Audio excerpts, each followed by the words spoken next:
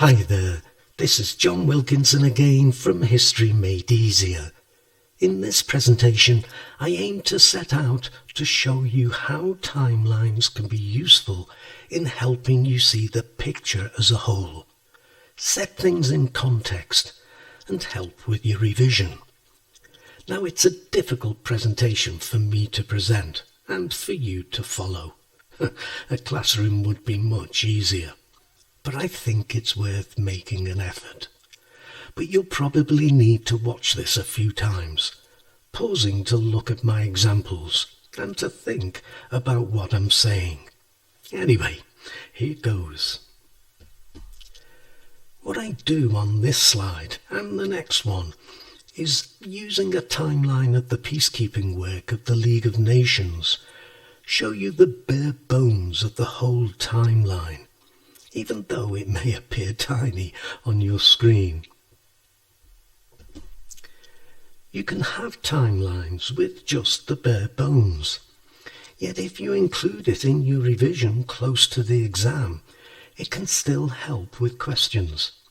It reminds you of that picture as a whole and can prompt you to review more detailed notes if you think that's needed. Or you might find you want to add just a little bit of detail so that when you come to revise, if a section doesn't prompt your memory, you can go back to your notes to check it out.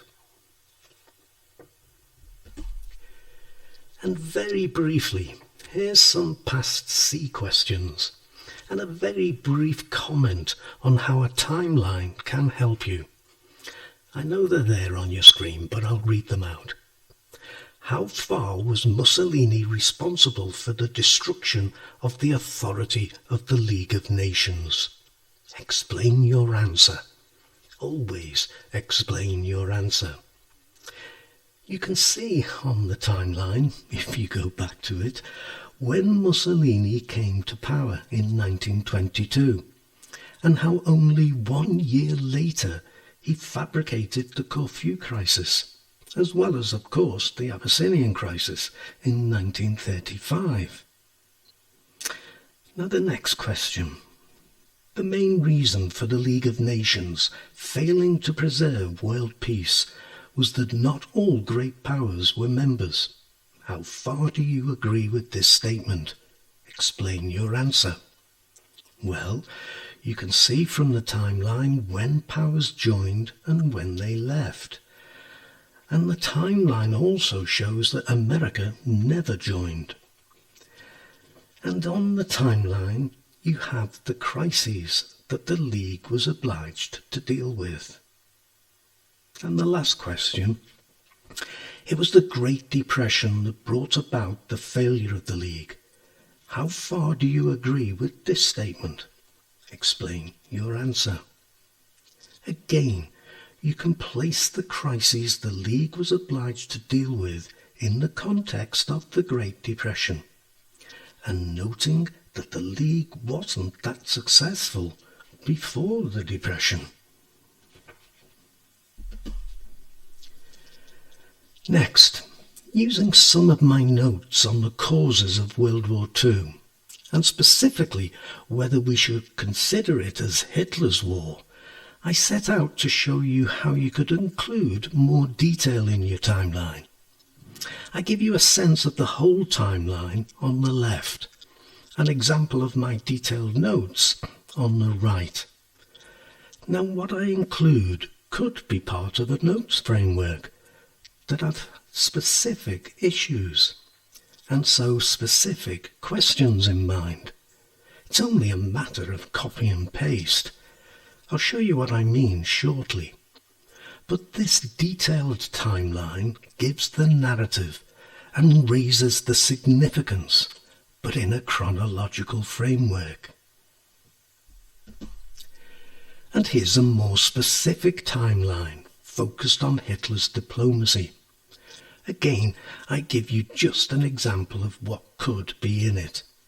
I go on to include all Hitler's diplomatic initiatives right up to the Nazi-Soviet pact.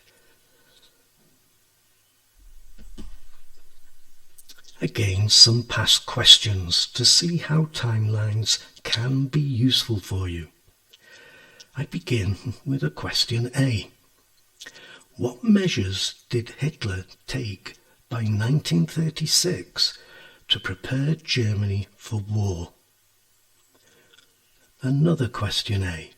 What actions had Hitler taken by the end of 1935 to break the Treaty of Versailles? And a question B. Why were Hitler's foreign policy actions in 1935-36 successful? Now, dates can trip you up. I should know. I'm pretty poor at remembering dates. Knowing your timelines can avoid losing marks that you really shouldn't lose. And to show you how you can easily copy and paste detail included in a timeline to more targeted notes, look at how the snippets of timelines I've included on this presentation could be transferred to this notes framework, analysing something that will earn top marks in a question B and question C, how Hitler prepared for war. And trust me, the whole of my timeline can be put to good use in this framework. I have other targeted note frameworks for this topic. I may add a little, take some things out, but a lot of what I put in different note frameworks is mostly a matter of copy and paste. Have you noticed how often different questions require you to go to the same body of knowledge, but you apply that knowledge differently? I'll show you this in another presentation. Now, sometimes things happen thick and fast, and a timeline only covers a year, a month, or in this case, just 15 days. I'll show you just one day of my timeline, but let me assure you, my timeline covers the whole crisis.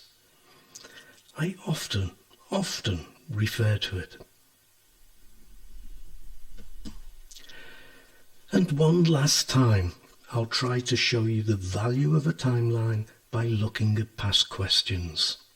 First, a question A. Describe how President Kennedy reacted to the discovery in October 1962 of Soviet missile bases in Cuba.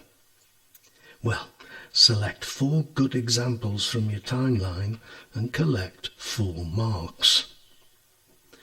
Now a couple of question C's. Kennedy handled the Cuban Missile Crisis more effectively than Khrushchev. How far do you agree with this statement?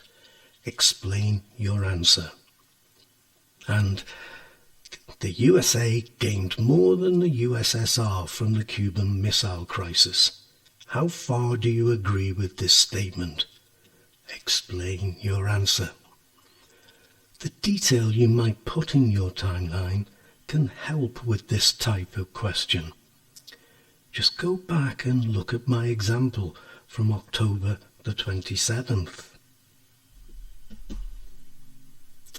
So, as I said at the beginning, a difficult presentation for me to present and for you to follow, but I think it was worth our time. And as I said, I think you'll probably need to watch this a few times, pausing to look at my examples and to give yourself the time to think about what I'm trying to show you. And don't forget, there may be a tutorial slot available if you're interested. Just get your parents to get in touch with me at historymadeeasier@gmail.com and we'll see if we can work something out. But for now, my thanks as always for listening, and the very best of luck with your studies. Cheers.